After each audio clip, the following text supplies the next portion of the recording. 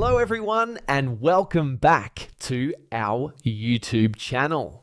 In this video, I'm going to show you how to fix ReShoot app not working. First, to resolve this issue, we will first head over to our device settings. From here, scroll down and tap on General. Once you're in the General Settings tab, look for iPhone Storage option and tap on it. Over here, you can either search for the app or you can scroll down and look for it. Then tap on the app.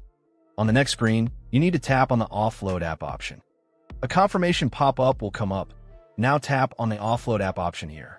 It'll take a bit for processing, and then a reinstall button will show up. Simply tap on it to reinstall the app.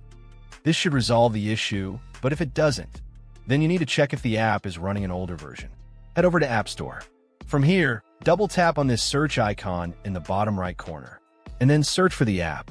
Once the app comes up in the search result, and if you see this update button right next to the app, simply tap on it to make sure you're running the latest version of the app. However, if you continue to encounter this issue, then you will need to completely reinstall the app, which usually resolves the problem. Head over to this screen the way we did before, and over here, tap on the Delete App option here to uninstall the app from your device. A confirmation pop-up will come up. Now tap on the Delete option here. Once uninstalled, open up App Store and search for the app in the search bar. After the app comes up in the search result, simply click on this cloud icon to install it back onto your device.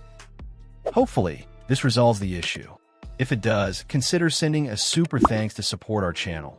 And also don't forget to hit the subscribe button. We'll see you in the next video.